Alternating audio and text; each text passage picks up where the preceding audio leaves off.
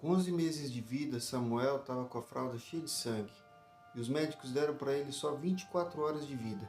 Mas o que aconteceu a seguir, nenhuma lei da medicina pode explicar, e inclusive foi registrado numa revista científica.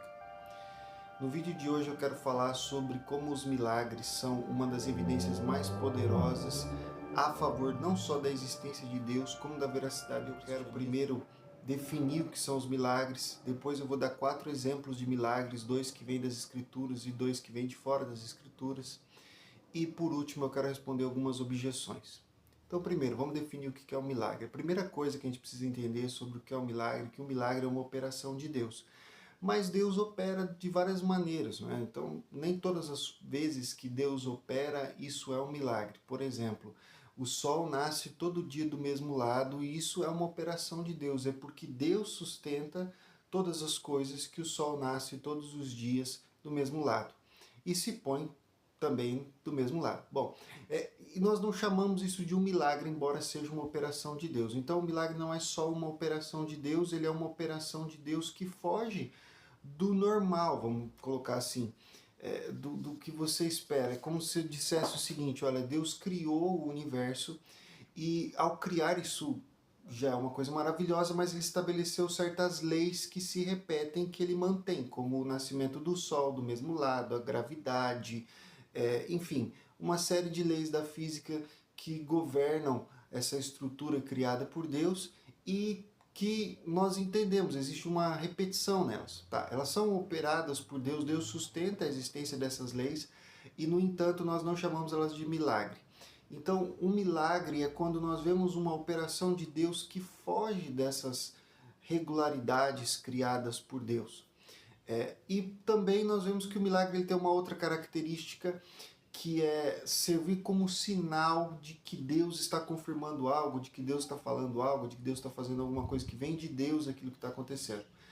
Então, quando você tem essas características em algum fato, alguma situação, você sabe que se trata de um milagre. Bom, nos momentos mais importantes da história, você vê Deus usando milagres como um método de confirmação da palavra dele. Isso acontece na história em vários momentos. Você vê isso acontecendo na libertação de Israel, no Êxodo, você vê isso acontecendo na vinda de Jesus, na primeira vinda dele, quando ele se faz carne, ele opera muitos milagres para confirmar quem ele é e o que ele está falando. Bom, então vamos ver 2 exemplos bíblicos de milagres. O primeiro exemplo que eu quero trazer de milagres é a criação do mundo. Veja, a criação do universo é por si só um milagre que está bem aí, estampado na cara de todo mundo, para todo mundo ver o tempo todo. Deus criou o mundo. Tá? Agora veja, várias coisas na criação mostram que ela foi um ato de poder infinito de Deus. Quando você vê a grandeza do universo, quando você vê a beleza das coisas que ele criou, quer pequenas, quer grandes, a grandeza do universo não só na sua expansão, no seu tamanho, como também na sua pequenez, no tamanho das coisas que o formam, dos átomos, e não só isso, mas as coisas que não são redutíveis a átomos, elétrons e moléculas, coisas como beleza, coisas como bondade, coisas como utilidade, propósito, tudo isso que você vê na criação de Deus, isso aponta para um ato maravilhoso, glorioso, muito grande, milagroso de Deus. E alguém pode dizer, bom, mas o universo tem leis. Bom, sim, sim, mas veja, essas leis físicas, essas leis naturais que parecem governar o universo, elas também foram criadas. Elas também são parte da criação. A lei da gravidade, as leis da física, todas elas foram criadas por Deus. Então você vê que elas não podem explicar a sua própria criação. Você não pode explicar a criação das leis pelas leis. As próprias leis não se explicam. O que explica a criação das leis naturais e a criação do universo é o Criador. É um grande milagre que existam leis naturais. É um grande milagre que exista um universo. E isso já demonstra para você que existe um Deus todo-poderoso, muito sábio e muito bom que criou todo o universo. Então a criação, ela é já por si só um milagre que confirma a palavra de Deus, e você vê isso, por exemplo, quando Deus diz assim para Jó: onde estavas tu quando eu lançava os fundamentos da terra? E Paulo explica na sua carta aos cristãos lá de Roma, a divindade claramente se reconhece por meio das coisas que foram criadas. Então a criação é um milagre que pode ser tocado, é um milagre que pode ser respirado, é um milagre que pode ser visto. Você pode olhar para a criação e ver o milagre da operação de Deus na criação do universo. A Bíblia está repleta de milagres, e eu escolhi só 2 para poder trazer nesse vídeo e explicar a glória de Deus e como ela se manifesta nos milagres. Explicar entre aspas, né? Quem é que explica a glória do Senhor? Mas apenas dizer, olha, existe, e está aqui algo que a gente pode saber sobre a ação de Deus através de milagres. O segundo milagre que eu quero falar é o milagre da ressurreição de Cristo. De longe, é um dos milagres, se não o milagre mais importante do cristianismo, a ponto do apóstolo Paulo, por exemplo, dizer que se não há ressurreição, então a nossa fé é inútil, a nossa fé é vã. E é um milagre muito bem atestado. Ele tem evidências de vários tipos e muito fortes. Evidências tanto dentro quanto fora das Escrituras. Por exemplo, na Bíblia nós temos 4 evangelhos que são livros escritos por apóstolos ou por discípulos de apóstolos que narram a ressurreição de Cristo. 2 desses livros, Mateus e João, são escritos por testemunhas oculares, por apóstolos que viram o Cristo ressurreto.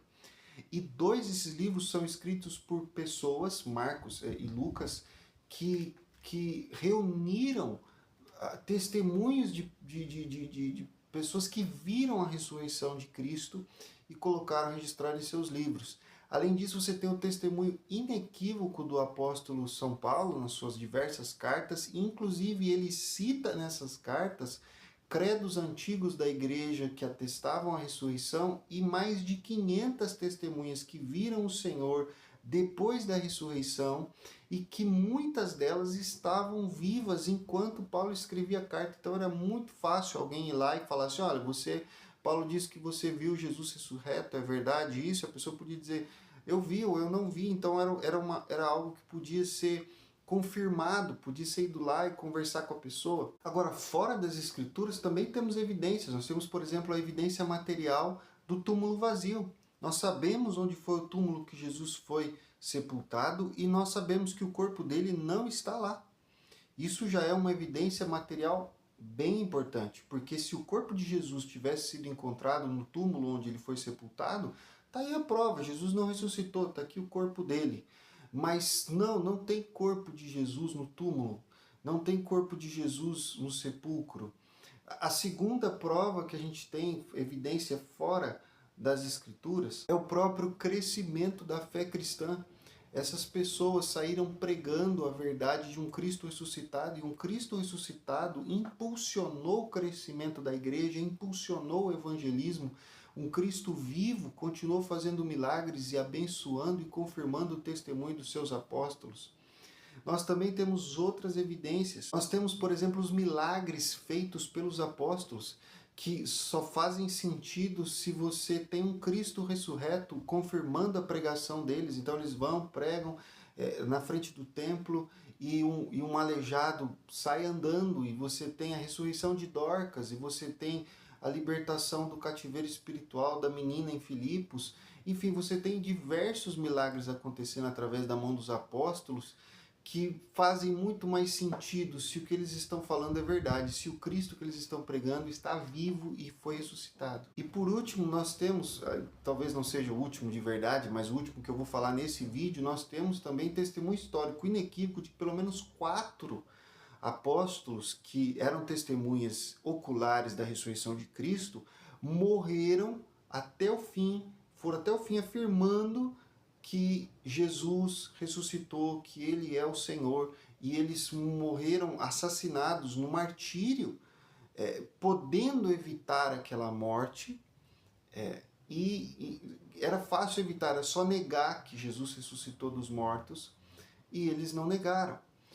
Então assim, alguém pode dizer, tá, mas então quer dizer que todo mártir tá certo na sua causa.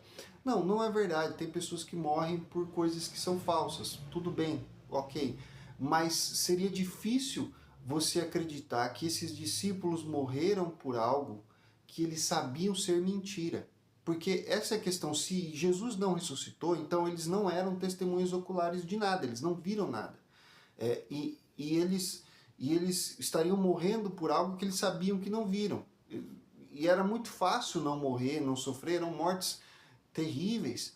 E eles enfrentaram a morte e não voltaram atrás, podendo voltar atrás. Por que não voltaram atrás? Porque eles estavam dizendo que viram Jesus ressuscitado e eles viram Jesus ressuscitado. Então não faz sentido para eles negar aquilo que eles viram por causa de um benefício terreno momentâneo. Além disso, nós poderíamos falar de todos os apóstolos. É claro que nós temos evidência histórica inequívoca de 4. Tiago, filho de Zebedeu, Pedro, Paulo e Tiago, irmão de Jesus. Mas, além disso, os demais apóstolos, todos eles também enfrentaram a morte. Mesmo o apóstolo João, que não morreu, enfrentou a morte e não negou até o fim o evangelho que ele tinha pregado. E você tem na tradição, a gente não tem como provar historicamente, mas nós temos relatos tradicionais de que os demais apóstolos também enfrentaram a morte, e é bem possível que vários desses relatos sejam verdadeiros, só não tem a evidência que a modernidade exigiria para dizer, olha, está comprovado. Mas sim, eles enfrentaram grandes perseguições, sofrimentos e até a morte por algo que eles viram, que eles diziam ter visto, vimos Jesus ressuscitado. Então nós temos evidências, tanto dentro das Escrituras quanto fora das Escrituras, de que a ressurreição é um milagre verdadeiro. Agora, bom, a ressurreição é obviamente um ato de poder, né? É um ato de poder que está fora das leis regulares da natureza. Geralmente mortos não ressuscitam. Via de regra, mortos não ressuscitam. Sem uma intervenção divina, os mortos não ressuscitam. Mas Deus pode intervir e fazer mortos ressuscitarem. Então, nós estamos diante de um milagre e ele atesta algo, ele confirma algo da palavra de Deus. Porque a ressurreição demonstra que Cristo é quem ele dizia que era, o Filho de Deus, o Deus verdadeiro que se fez homem, que veio para morrer por nós, que Deus, o Pai, aceitou o sacrifício dele em nosso favor e que, portanto, aqueles que creem em Cristo realmente podem ser salvos e podem ser libertos dos seus pecados e perdoados. Então é um milagre que atesta o poder de Deus, a verdade da palavra de Deus e o amor de Deus pelos pecadores. Agora, esses dois milagres são milagres bíblicos, tudo bem. Temos muitos outros milagres nas Escrituras, mas é fato que Deus continua operando mesmo depois que a Bíblia foi escrita. Muitos outros milagres aconteceram, continuam acontecendo. E eu quero falar agora de 2 exemplos de milagres que aconteceram, inclusive na história recente.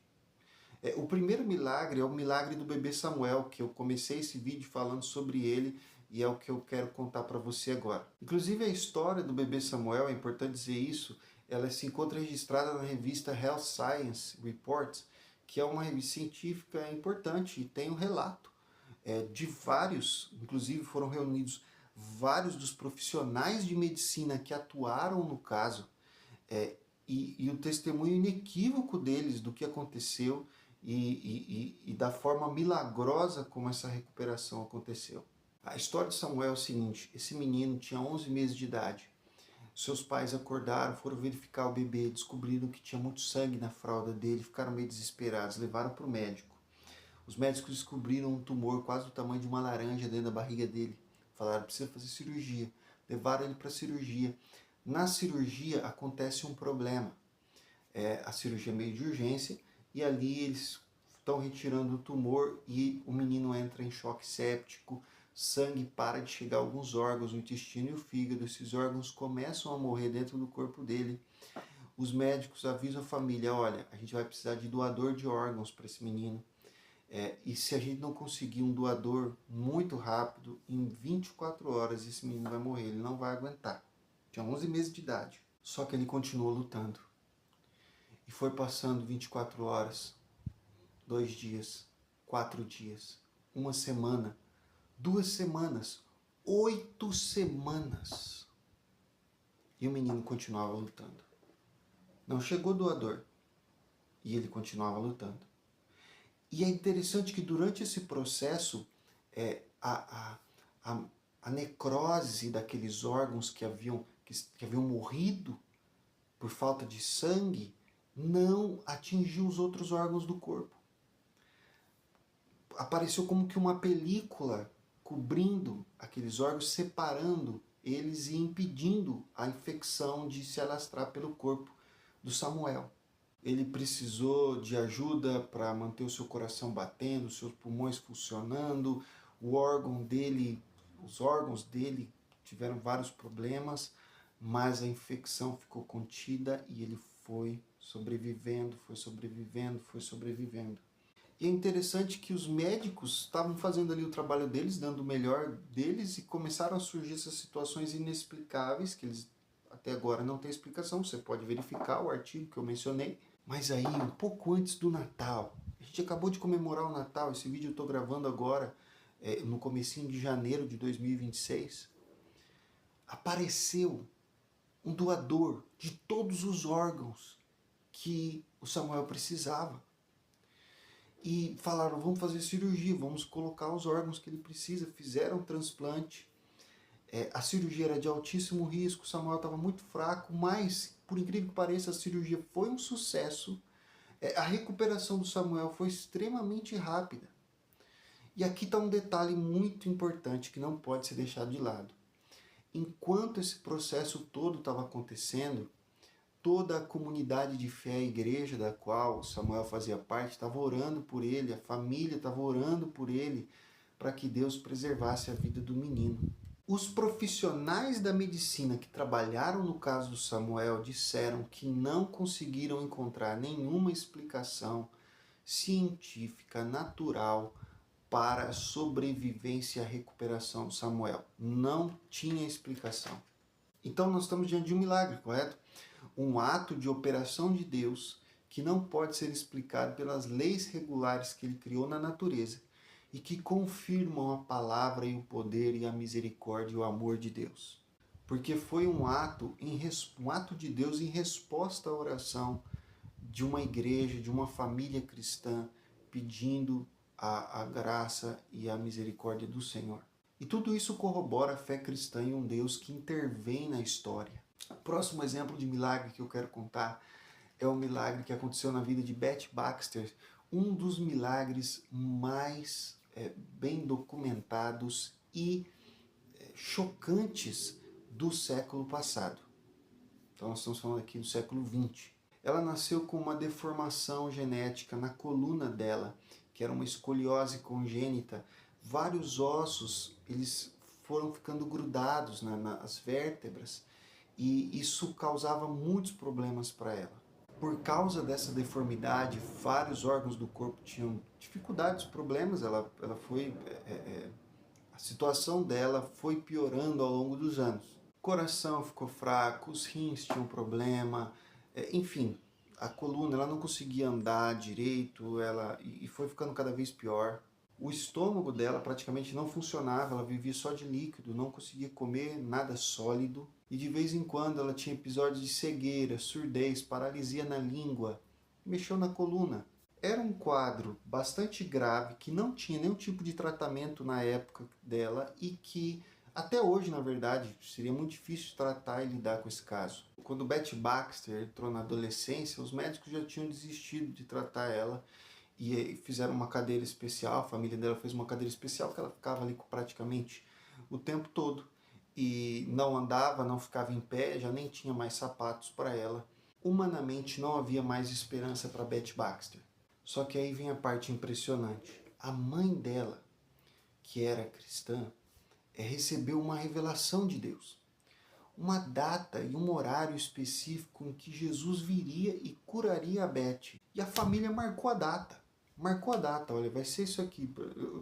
Se essa revelação veio do Senhor, dia tal, hora tal, Jesus vai vir fazer o milagre. O dia marcado era o dia 24 de agosto de 1941, às 3 da tarde, às 15 horas. Chegou o dia, a família se reuniu, inclusive chamou alguns vizinhos para ver o que ia acontecer. E de acordo com o relato da família, naquele momento, Beth viu Jesus vindo. não está claro que todos tenham visto, mas que Beth viu Jesus entrando na sala e instantaneamente o corpo dela começou a se transformar.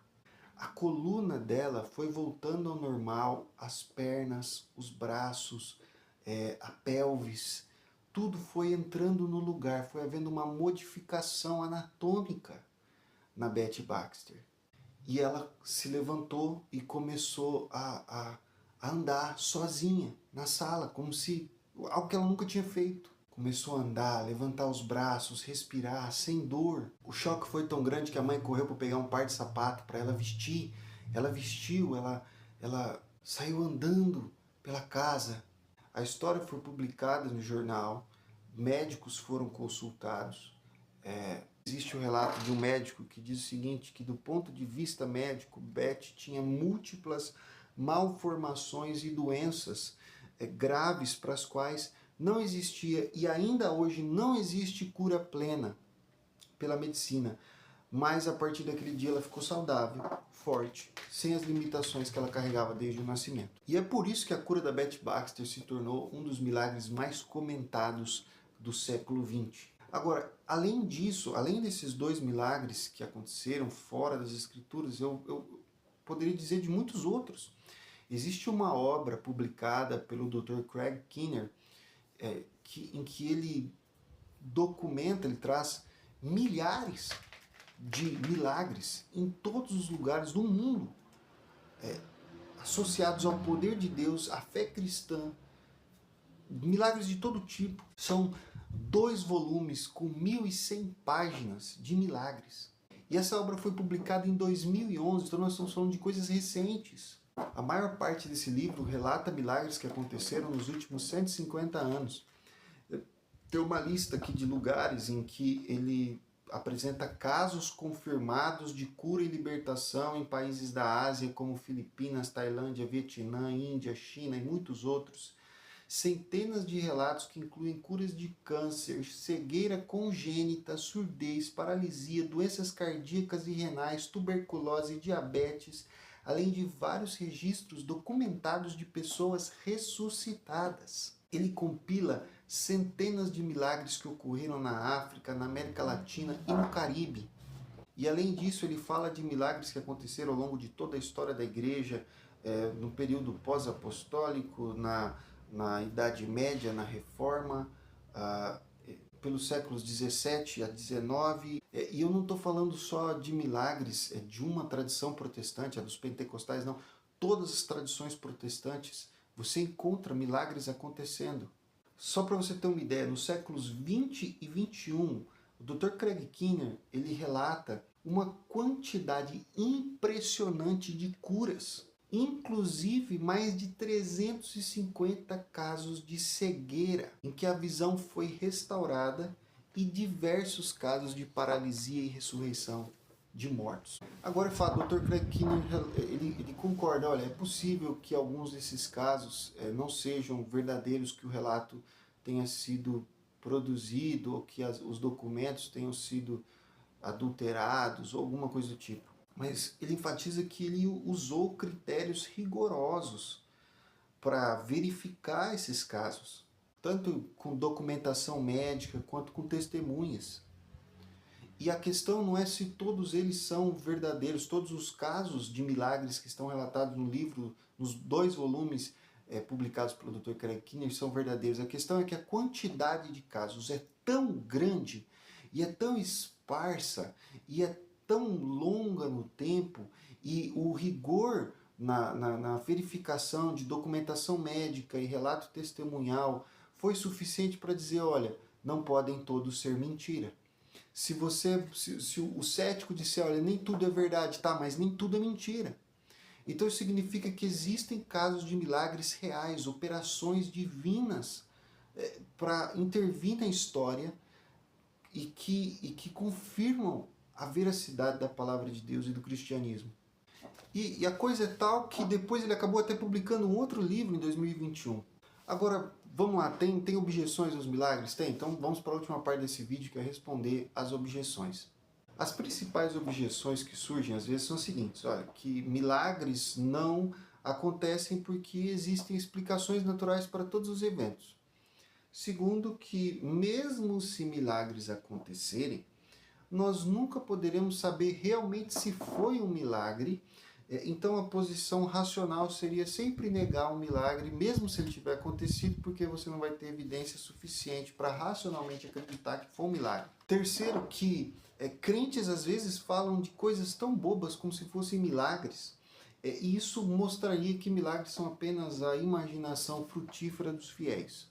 Em quarto lugar, às vezes a objeção é levantada que a própria Bíblia é contra a dependência de milagres. E por último, é que milagres feitos por forças que não são o Deus da Bíblia contrariariam a reivindicação do cristianismo de que os milagres provam que o cristianismo é verdadeiro. Então, vamos responder aí essas objeções. Bom, primeiro, milagres não existem. Primeiro, então, essa objeção de que os milagres não existem, que todos os eventos têm uma explicação natural, não milagrosa, ela ganha muita força quando ocorrem episódios de pessoas muito simples que julgam que uma coisa que nada mais é do que um fenômeno produzido artificialmente ou pela natureza seja um milagre.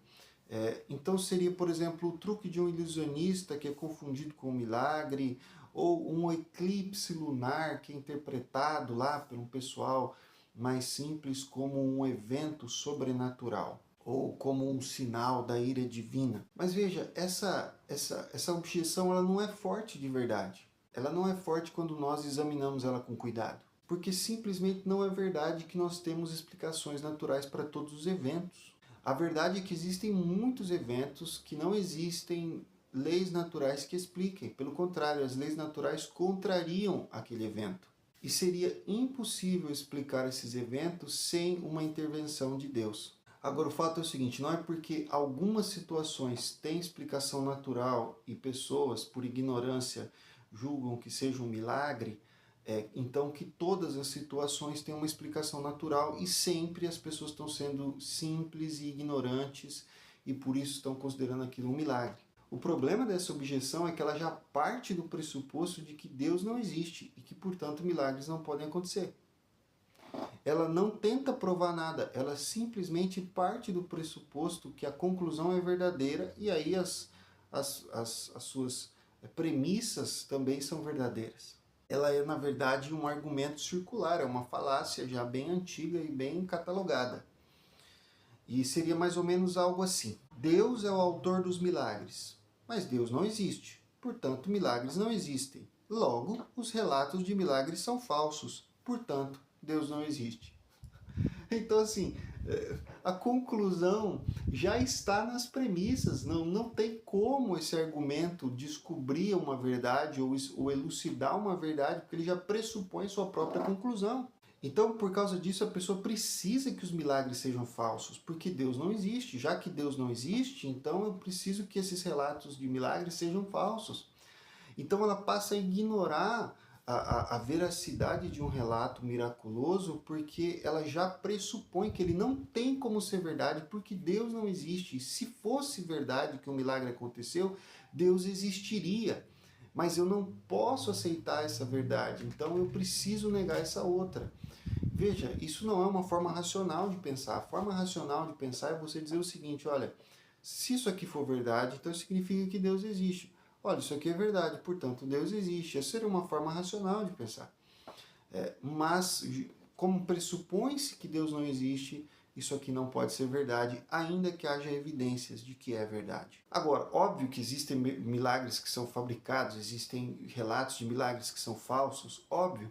Agora, o que você não pode fazer é simplesmente tratá-lo, já que existem falsos, então não existe nada verdadeiro. Não, cada milagre tem que ser examinado por seus próprios méritos. Quais são as evidências que nós temos desse milagre ter acontecido? A segunda objeção é de que nós nunca poderemos saber se algo realmente foi um milagre, porque não existem evidências suficientes para demonstrar que uma coisa é um milagre. O proponente mais famoso dessa objeção é, óbvio, o filósofo David Hume. Veja, ele basicamente dizia o seguinte, olha, um milagre é um evento extraordinário demais. Então, a única forma de você acreditar racionalmente num milagre é você ter evidências mais fortes do que a evidência em contrário. Só que a evidência contra os milagres é tão esmagadora que uma evidência suficiente para provar um milagre seria mais milagrosa que o próprio milagre.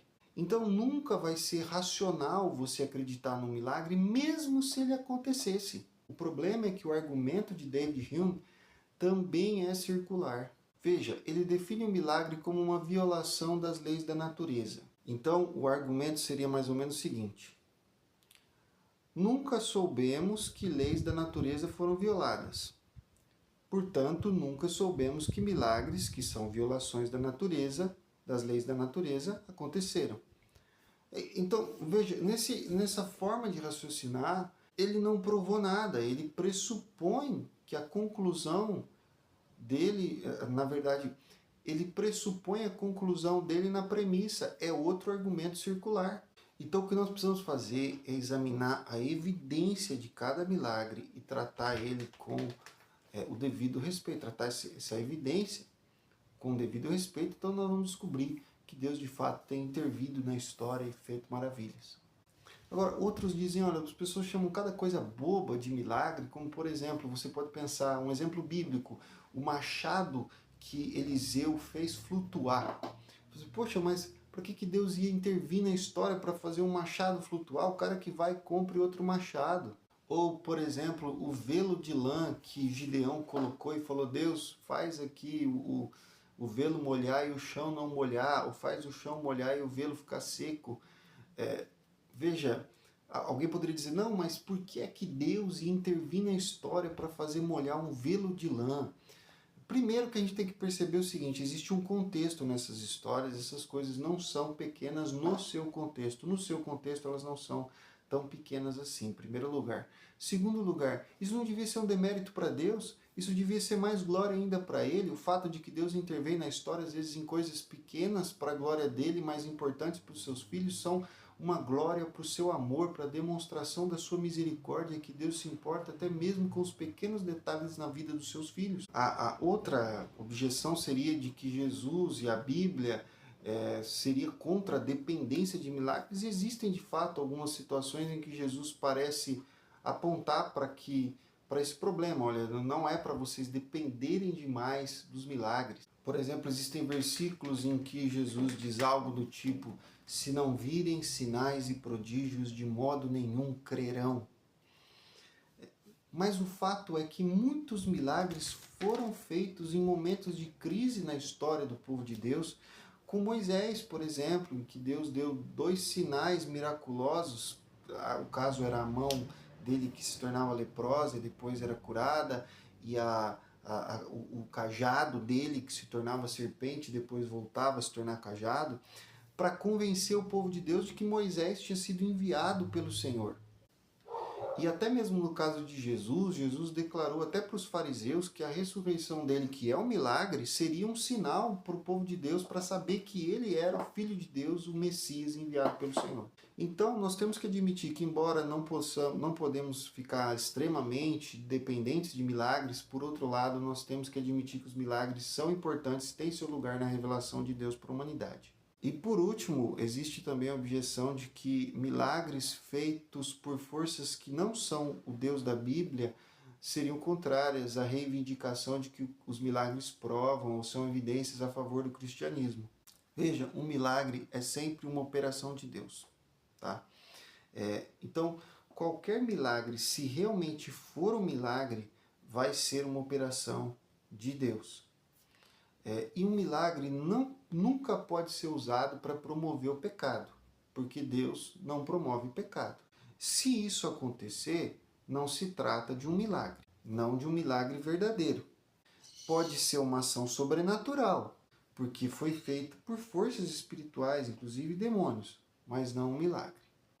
Então vamos recapitular aqui o que nós vimos. Um milagre é uma operação de Deus que não pode ser explicada pelo funcionamento normal da natureza, e essa operação divina confirma a revelação de Deus na sua palavra. Segundo, nós vimos que imenso milagre chamado criação que nós vivemos. E a ressurreição de Cristo é o milagre mais importante e mais bem documentado da história da humanidade, e que esses dois milagres provam não só a existência de Deus, mas como a sua bondade e o seu amor para conosco. Depois nós vimos outros dois milagres que aconteceram recentemente e que dão testemunho do amor de Deus e do seu poder. E nós respondemos algumas das principais objeções contra os milagres, como operações de Deus para revelar o seu poder e a sua graça. Eu espero que esse tema tenha sido enriquecedor para você, que você espalhe essa mensagem para os seus amigos, abençoe pessoas com essa mensagem, e se quiser pode deixar aí no comentário a sua opinião, e até a próxima.